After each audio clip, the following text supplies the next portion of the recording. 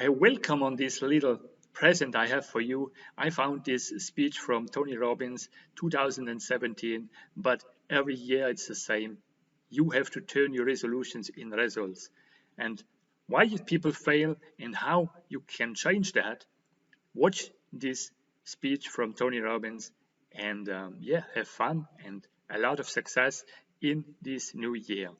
Have a great day and enjoy the speech of Tony Robbins. Bye.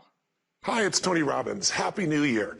Listen, how's your new year coming out so far? And I thought I'd send you out this little video message because statistics show that 95% of the people that actually made a New Year's resolution have already broken it by today.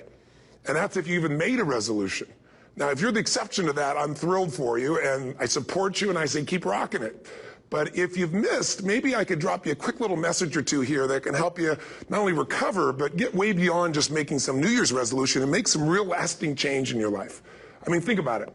Most people don't even make a resolution anymore. Why? Because they've made them from years and years and years, and they know they're not going to follow through. So after a while, who wants to disappoint yourself? Who wants to be upset with yourself? Why even bother to set a new standard for this year? You know it's going to be the same as last year.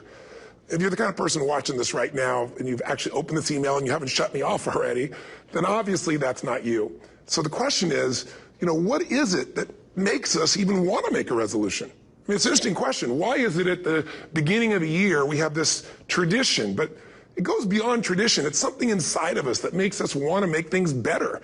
And I think part of it is the calendar gives us this idea that we can have a fresh start, that we can start from fresh and have this great victory. And it's really, the calendar itself is quite arbitrary. It's wonderful to use it, but if you didn't use it effectively, let's use the calendar to serve you today. Let's just see, what does it really take to make this thing happen? Because there's no denying that inside of you, the only thing that's going to make you happy in the year ahead and the decades ahead is going to be having you have an experience where on a regular basis, you feel like your life is making progress. If there's one thing I teach, and I want to remind you of it, it's really simple. Getting things is not going to make you happy. That's good news in a tough economy. It's a good reminder. It doesn't matter what you get. Doesn't matter whether it be money or opportunity. All those things might excite you for the moment. Even a relationship, as magnificent it may be, might be exciting for a while. But if you don't keep growing, that relationship isn't going to stay exciting. So the secret to real happiness is progress. Progress equals happiness. And if we can make progress on a regular basis, we feel alive. And that's why at the beginning of the year, we get this thing like, okay, I can have this fresh start. I could really do what my soul desires. I could expand. I could grow. I could improve. I could change. Or maybe better than change, I could progress. See, think about that. Progress is an aliveness to it, doesn't it? You don't have to work at changing. People say all the time now, well, I'm working on changing. Don't worry about it. You don't have to work on changing. Change is automatic. Your body's going to change whether you want it or not as the years go by. And no matter how hard you work, there's going to be some changes going on there. The economy is going to change no matter what you want it to do. The weather is going to change. Relationships are going to change. Everything in life is always changing. We don't have to work on change. Change is automatic, but progress is not. So if you want to make real progress, then you really got to look at your life in a different way. You got to say, I got to take control of this process and not just hope it's going to work out like people do who make a resolution. Because really, isn't that what they're really doing at the beginning of the year? They're saying, well, here's my resolutions for the year, and they really basically tell you their wishes. It's their wish list. It's what they hope it all comes together. And then they call it a resolution, but they don't know what a resolution is. When you resolve something, to have a resolution is to resolve it. When you've resolved, this is how it's going to be, that's when you cut off any possibility except the thing you've committed to. It's like the old adage, if you want to take the island, you burn the boats. Because when you burn those boats, there's no going back. You're going to find a way to make things work. And most people, they're stating what they hope will come together. And if it doesn't happen, then they're disappointed, but they're not too disappointed because they're not too vested. What does it take to successfully create a lasting change in your life? To not only have a New Year's resolution you follow through on, but really have a lasting change? Well, the first step for lasting change is very much like making a New Year's resolution. Fundamentally, it's the same. The first step is you got to have a vision for what it is you really, truly want. Not what you think you want or what you should have. I mean, what are most people's New Year's resolutions? I'm going to stop eating sugar. I'm going to stop smoking. I'm going to lose 10 pounds. The problem with that is it's not very inspiring for most people. It's not telling you what you're going to get. It's only what you're not going to do. And it's kind of hard to have you move forward with that. A vision is about what you're here to create. A vision that really works is one that excites you.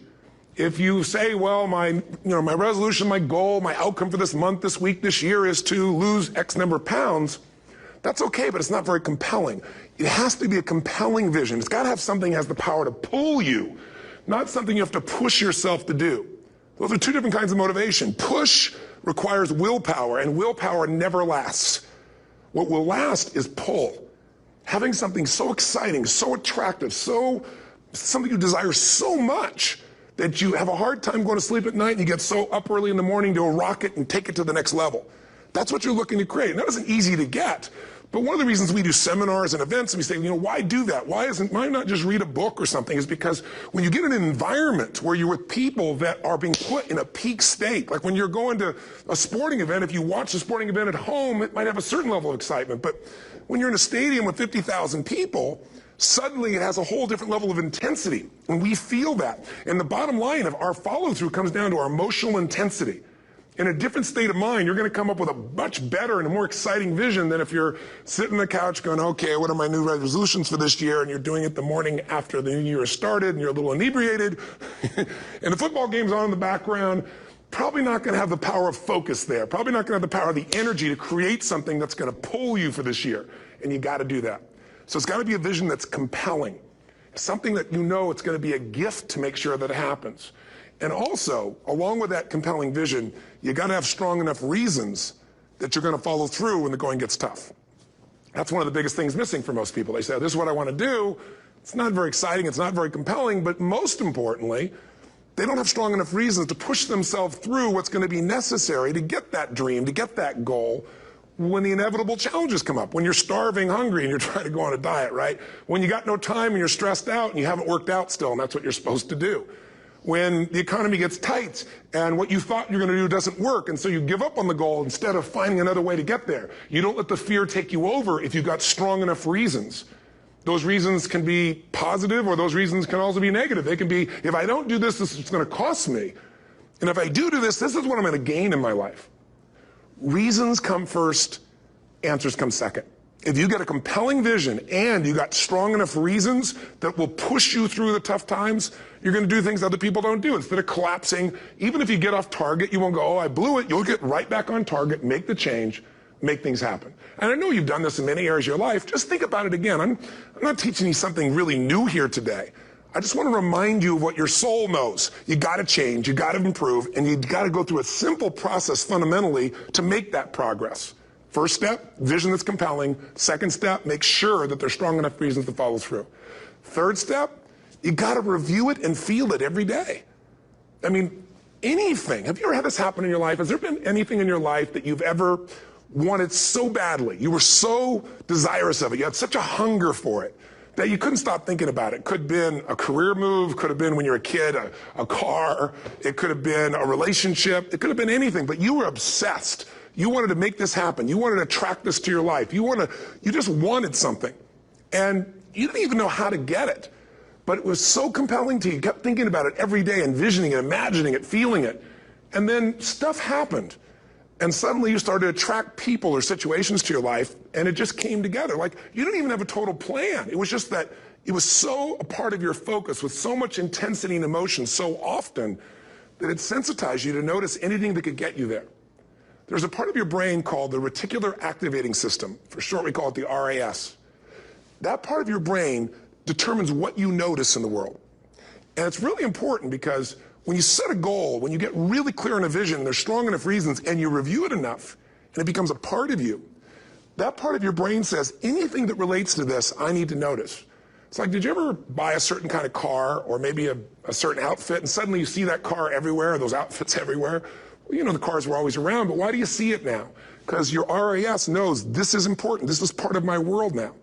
Similarly, when you really get clear and it's compelling and you're reviewing it every day, you've got strong reasons and you're reviewing it every day and you're feeling it, the brain becomes incredibly acute at noticing anything to get you to move forward. And so that's the power of this. So, you know, what do people do with a New Year's resolution? They come up with something they kind of want. It's not a compelling vision. They don't really have strong enough reasons, and they never review it again until to notice that they broke what they said they really want to make happen, because they didn't really resolve. If you resolve, you got the vision, it's compelling, you review it daily, and you feel it. You envision it and you experience it. Simple as it sounds. Now, ultimately, what is this really about? Ultimately, if you're going to have lasting change in anything, you're really talking about just raising your standards. I mean, I always tell people, if you want to know how to change your life, I give it to you in 3 words, boring as it sounds: raise your standards. And what does that mean? Corny as it sounds. Raise your standards. Oh, thank you for the breakthrough thought, Tony. I'm glad I wasted my time watching this little email with you. But think about it. Lasting change is different than a goal. You don't always get your goals, but you always get your standards. Maybe it'll help you is to think about it this way. I try to explain standards to people with a different set of words. Think of it as everybody in life gets their musts. They don't get their shoulds. Like, think about it. Most people have a list of shoulds, don't they? Don't you have a list of the shoulds, things you should do, you should follow through on? I should lose some weight, I should work out more, I should make more calls, I should respond more rapidly to my email, whatever, you know? I should get into the office earlier, I should be, more confident. Whatever your should list is, people love to have their should list be met, but it's kind of like New Year's resolutions. If it does, it's really exciting, but if it doesn't, which is most of the time, it's a little disappointing, but you kind of know it's not going to happen. But when you decide something is a must for you, an absolute must, when you cut off any possible, you say, I'm going to find the way or I'm going to make the way. Human beings, when they resolve things, when they make a real resolution inside themselves, which is they raise the standard and they make it a must, they find the way. Think about it in your own life. Haven't you had some area of your life where you raised your standard and your life has never been the same?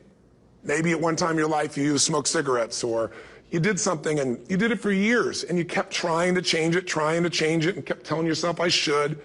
And then one day something happened. Something just clicked you over. Something took you over that kind of tipping point.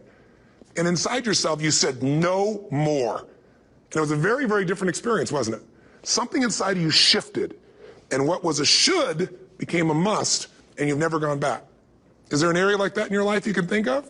Again, did you ever smoke cigarettes? Did you ever eat a certain way, drink a certain form of alcohol, and then finally say no more, and you just don't go back? And notice this, it doesn't really take any willpower anymore. Because somewhere when we make this click, when we make something a must, we attach ourselves to it. It becomes part of our identity.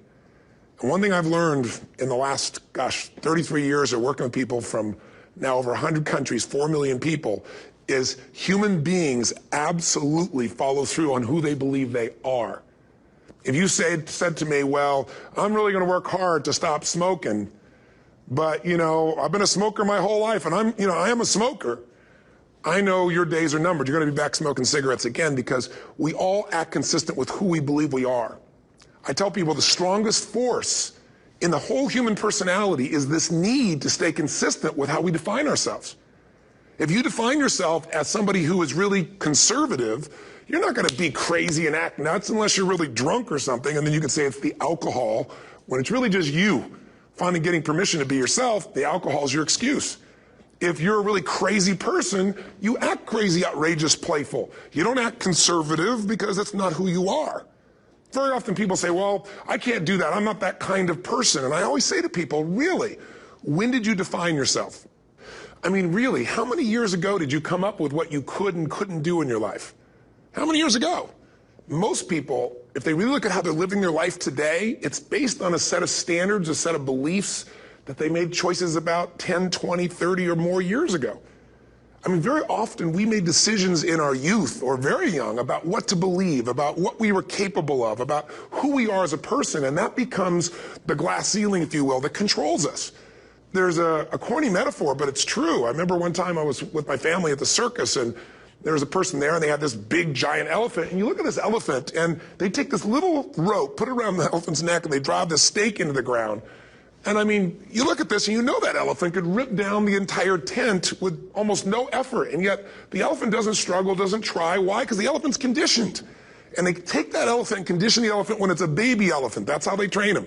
When it's a little baby elephant and it doesn't have the power yet, they put a big rope around it and they drive this huge stake in the ground, and the elephant fights and fights and fights.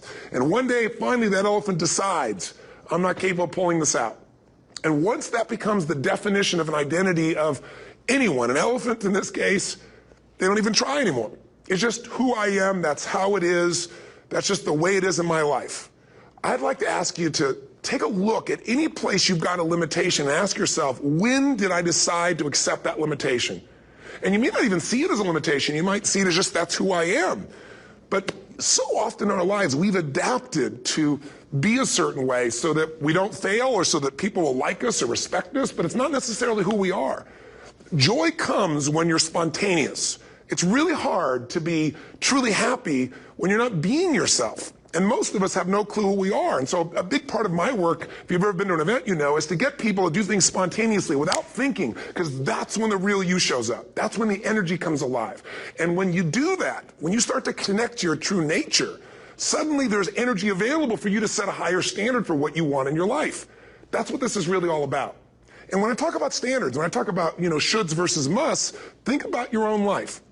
I know there have been areas in your life where some point in time you just shifted and you raised the standard and your life changed. Because whatever people have their identity attached to, they live. We live who we believe we are. That's just how it works. It's just kind of like, I'll give you an example. Look at your physical body. Your physical body today is an absolute reflection of only one thing. Not your goals, not your desires, but your standards. The identity you have for yourself. If your standard is you're an athlete, then there's a certain amount of strength, a muscle tone, and energy that's available in your body on a regular basis because that's who you are. And so you do whatever's necessary to maintain that identity. Again, the strongest force in the human personality is this need to stay consistent with how we define ourselves. Because if you don't know who you are, you wouldn't know how to act. Once you lock in on that identity, your brain finds a way to keep you there. If you say, you know, man, I'm overweight, I've always been overweight, I'm big boned, and that's the story you've got, then you're going to always find a way to get back there. That's your settling point. That's your identity. That's where things lock in. If you see somebody who's in really great shape, you ask them, do you work out? You know the answer. Yes. How often? And they'll tell you 3 times, 4 times, 5 times a week, whatever. In a seminar, I'll ask people, who here works out at least 5 days a week? And I'm stand up. And you look around that room, and you know that they work out 5 times a week because you can see their body. You don't just get a result without some kind of action, without some form of ritual. Ritual meaning actions you do consistently. Now, do you think those people that are out there working out 5 days a week, do they have more time than you do? Or I have, or anybody else? Of course not. Is their life less busy? Of course not. It's just a must for them. They must work out that way, and they've made that turn and their life's changed. So I'm not saying you have to work out 5 days a week. I'm just saying whatever you really want, wants don't get met consistently. Standards do. Whatever you identify, this is who I am. And so it's not so much about changing your identity as there's expanding it. You know, deciding that, you know, instead of your goal is to lose 10 pounds, which is not compelling, what if your vision was to get back to my fighting weight? You know, this year, this month, this next 90 days, I'm going to transform my body. I'm going to take on a new challenge. I'm going to find some technique or strategy, there's a million of them, that can reframe myself where I want to feel younger, stronger, more vibrant than ever before. Here's my reasons. Because I want the energy to really make my life work. Because it's tough out there, and I want to be stronger than I've ever been before. I want to go in front of the mirror, and if I'm naked, not, you know, want to laugh. I want to look there and take a good look and go, yeah, I'm proud of whatever I see there. Whatever it takes, something's going to make you laugh, smile, something that's going to tease yourself, but something's going to move you to another level. If you identify yourself in a new way and you own that every day, and that becomes the standard of how you live, you'll find the way to make that standard real. Money's the same way. Think about it. It doesn't matter what's happening, quote unquote, in the marketplace. People that make money find a way to make money no matter what, don't they? I mean, most people's standard is to pay their bills. So that's what most people find a way to do, even when economic times get tough. Most people, if that's their absolute standard, they find a way. Some people's standard is pay their bills most of the time. And so most of the time they do. Some people's standard is not just to pay their bills, but to take care of their family and maybe even some of their friends. And they find a way. In fact, you know, some people may be in a family where they don't have enough money. They barely have money to pay their bills. They work their guts out. And then somebody, their mother, their father, somebody else, their sister gets ill, and there's not enough money to take care of it. Nobody else has money in the family. They don't either, but they find a way to get that money to take care of their mother or father, don't they? And pay their bills. They never could do it before. Why? The situation made them raise their own standard. And not everybody does that. Somebody else in the family might have money and still not take care of their mother. It all comes down to the inner game, my friends. Changing your life is a change in the inner game. The outside world you can't control, but you have absolute control over this one if you learn the dynamics of what shapes you. And identity is one of those simple, clear, fundamental basics that if you start to shift it, everything else will shift in your life as well. Some people, by the way, have to have more than enough money to do what they want, when they want, where they want, with whomever they want, contribute the way they want. And if that's their must, they find a way. I know that sounds overly simplistic, but it's true. You know, somebody once said you could take all the money in the world out of the hands of everybody, out of all the wealthy people in the world who are really successful, give it to other people. It wouldn't take too long. Those people would have it back in their hands. It's not because they're manipulative. It's because they have a standard. Some are manipulative, don't get me wrong, but they got a standard of what they're going to find a way to make happen. I'm just simply saying to you, take those 3 magic words and live them. Raise your standard. And if you really want to do it, then I'll tell you the most important secret.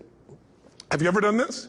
Have you ever told yourself you're raising your standard? Okay, I'm going to go make this happen. I'm going to go make this much money. I'm going to transform my kids. I'm going to create the ultimate relationship in my life. I'm going to transform my body, whatever it is. And then you don't have strong enough reasons and you don't use it. You don't follow through. It's because you didn't back up your standards with what makes those standards real, and that's rituals. Rituals are where the power is. Whenever we do our Robbins results coaching, and we say Robbins equals results, the way we get results with people, it's the same way if you listen to my Ultimate Edge program, or back in the old days, Personal Power, or if you went to one of my seminars. You know what I do is I take these huge challenges you got and we break them down into little bite-sized steps.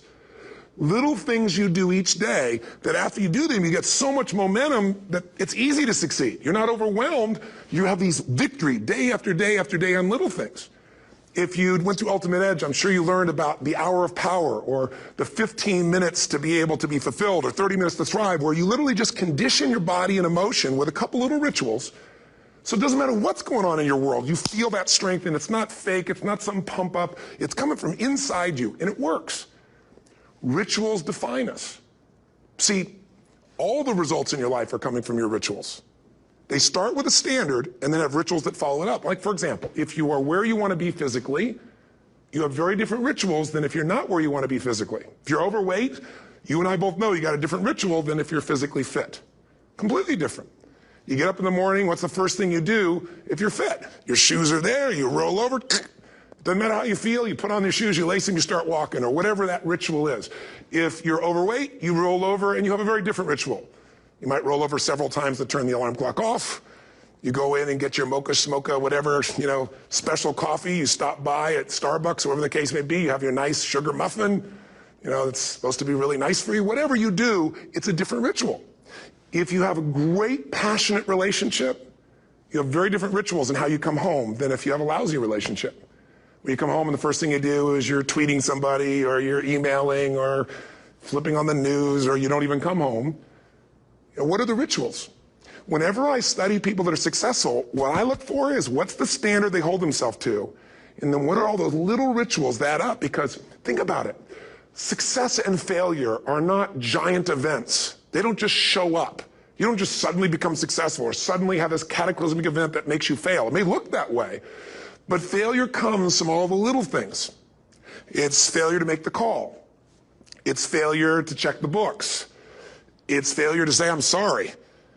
It's failure to push yourself to do things physically that you don't want to do. And all those little failures day after day come together until one day some cataclysmic event happens and you blame that. That event happened because you missed all the little stuff. Do you agree with me? And success, by the way, is not some overnight event. It's all these little things. Success is having a vision. Success is making it compelling. Success is really seeing it and feeling it every day with strong enough reasons. Success is feeling the sense that I'm here to grow and I'm here to give something to the world more than just myself. Success is caring about other people. Success is calling and saying, I love you in the middle of the day for no damn reason. Or sending a note. That'll change your relationship. Have a ritual of something funny, playful, or a surprise you do. How many relationships are dead today because they have no surprise rituals anymore? You need to have some rituals, some cool things you do that nobody else does that gives you a better life than anybody else has. All the little stuff. That's where success comes from. In business, it comes from delivering more than anybody could imagine. All those little things add up. People go, wow, that's who I want to do business with. It's true in any area of your life. So If you look at somebody who's really successful and you think, wow, I mean, they're so amazing, they're such a genius, you got to dig underneath and you got to remember something. People are rewarded in public for what they've practiced for years in private. Myself and my business people say, how do you get up and speak and you have no notes and you go for 3 days and nights and the room is like everybody's wired and it's incredible, it's like a rock concert. How do you do that? How do you have that confidence? Well, you know, it's not confidence, it's experience now.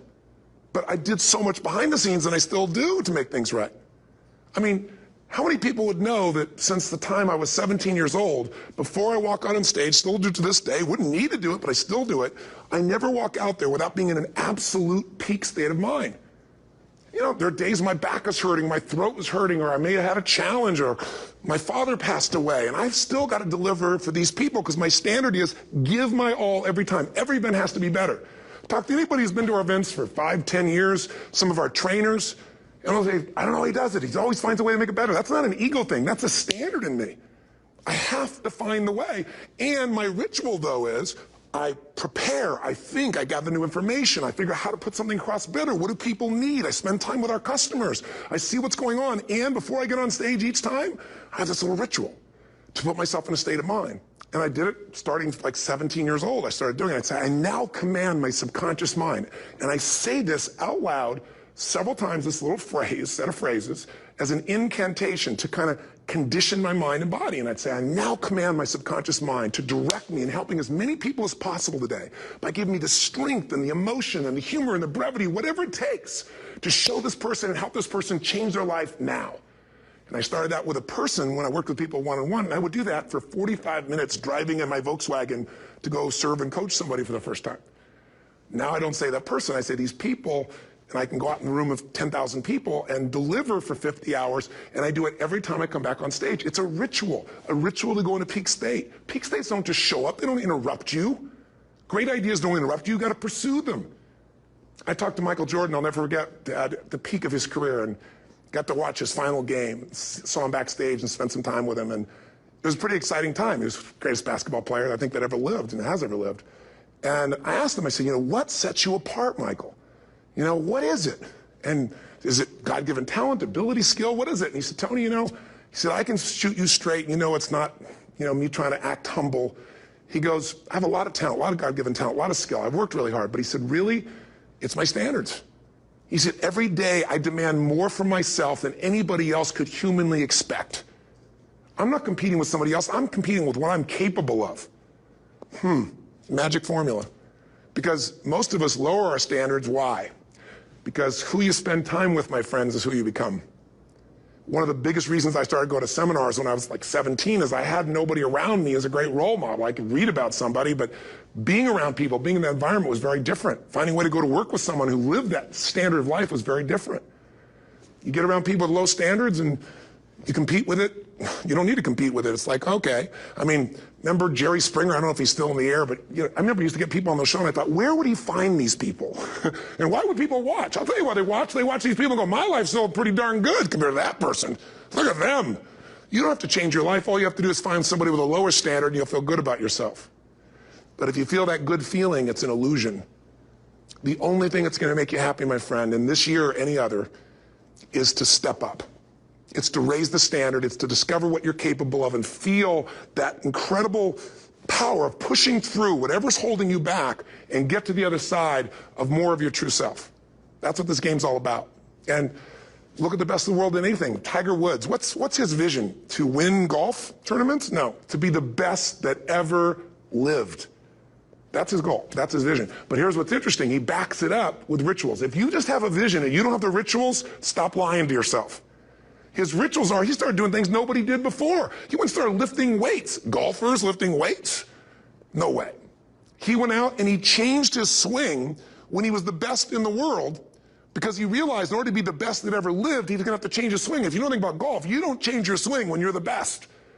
And he went and retrained himself because he has different rituals than other golfers. Now many people are modeling his rituals to get better.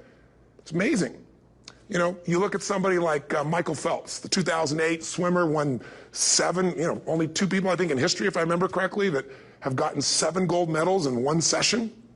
And here's a guy, he's got number 6 under his belt, and he's exhausted, and he's going in for that final swim. I'm sure you remember. And how does the guy win by 1/100th of a second? Do you think that was some massive skill that got him over the top? Or was it a standard that says, this is who I am? I am the champion, and no one is taking this from me. And somehow in those final milliseconds, 100th of a second, he pushed himself just beyond his competitor. But you know about Michael Phelps? What allowed him to be able to push beyond that moment is his rituals. Go study the guy. Most people who swim have these unbelievable workouts. He does 2 and 3 of those workout sessions a day. All the other swimmers in the beginning thought he was insane. You can overtrain, you can't do that, it's not physically possible. But he had a standard and the rituals to back it up. So here's my final message to you, because I've gotten carried away. I thought I was going to send you like a 5-minute message, but as you can see, there's no script here. It's just me going a little crazy with you. But I want to really see you get what you want this year. Don't let this year be like last. And if last year was great, still don't let it be that way. Raise the standard. If your life is perfect and extraordinary, you darn well know you're not going to be happy unless you keep making it better. That's what makes us feel alive. It's not what we get that makes us happy. It's who we become and what we're able to give because we become more. That sense of contribution is what creates the deepest meaning. So here's my assignment for you if you want one. If you want to go from conversation to some action, here's a simple thing to do. What's an area of your life right now that you really want to improve? What's an area that's important to improve? If your body's great, how about your career? If career's great, how about your relationships? Intimate one especially, or your kids, or your relationship with your creator, your spiritual side of your life. Or is it your finances? Figure an area that really matters. Decide on that area. Number one, write down what your life is like in that area right now as specifically as possible. So you might say, well, I'm 13.5 pounds overweight, whatever the weight is, whatever the situation is, or my body fat's like this, or I wake up exhausted in the morning, and you write the truth of where you are right now. So you're real clear. Or I'm not in a relationship. I say I want a relationship, but I'm not in one, and I don't seem to find them. All the good ones seem to be gone is my belief. And I really do want one, but I don't have it. Whatever your definition. Or I'm in a relationship, and God, I wish I wasn't in a relationship. I'm planning my escape. Wherever you are. Or I have a wonderful relationship. We love each other, but there just isn't enough passion. Just write the truth of where you are. The area you want to change, but write how it is. And then the second step is, and this is where you got to be really honest with yourself. What are the rituals that have put me there? Because whatever results you're getting, even if you don't like the results, there's some rituals that are keeping you in that place. There's some rituals of what you eat or don't eat, how you move or don't move, how you sleep or don't sleep. There's some rituals in the lack of variety or spice or energy or focus in an area. There's something you're doing, and it's usually not one thing, it's a bunch of little things that you kind of do consistently whenever you think about getting in a relationship, whenever you think about working out, whenever you think about money. You get yourself in a state of overwhelm. You start thinking about all the things you can't control. Just write down all the rituals you have, and then here's the third step. What do you want? What's your vision? And be really specific. I want to be my fighting weight. I want to be the strongest I've ever felt. I'm going to turn my, whatever it is, be specific. And then, last step, number 4, what are the rituals that'll get you there? What would you need to do differently each morning if you're going to be that kind of energy, that kind of strength? How often would you work out? What days would you work out? What time? A ritual is something you do consistently, usually at a specific time, so it becomes automatic. Let me tell you something. Willpower doesn't last, but rituals can last a lifetime. I bet you have some rituals in your life right now you've been doing for years, even though some of them don't serve you. I'm just saying, wake yourself up. If you want a new year and a new life, you don't need to start on January 1st. Start today. Start with this little video. And just begin to see what happens and see how easy it is to just do a few little rituals. Don't do them all, just do 2 or 3 new things. And you know what happens? You'll get momentum.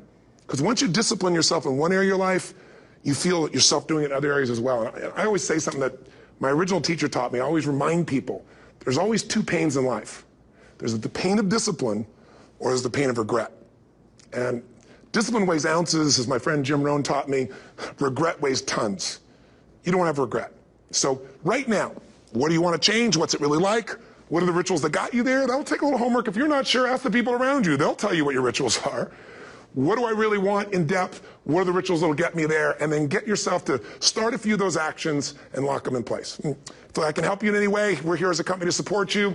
Come have an event with us. Come to Unleash the Power Within. Or don't do anything with us, but do something with somebody, starting with you. If you make the changes in yourself, you're going to be proud this year. And no amount of money or accolades from other people can mirror the feeling of being proud of knowing you've taken back control of your life, or you've taken a great life to another level. Because once you do that, you have something you can give other people, whether it be your kids or your friends or your family. And ultimately, that's what life's about. So thanks for listening. I don't know how long I went here, but I hope this has been helpful for you. I just thought it's a new year, and I want people to be able to truly create a new life. And until I see you again, hopefully soon, or gets a chance to meet you, live strong and live with passion. And of course, God bless you. Happy New Year.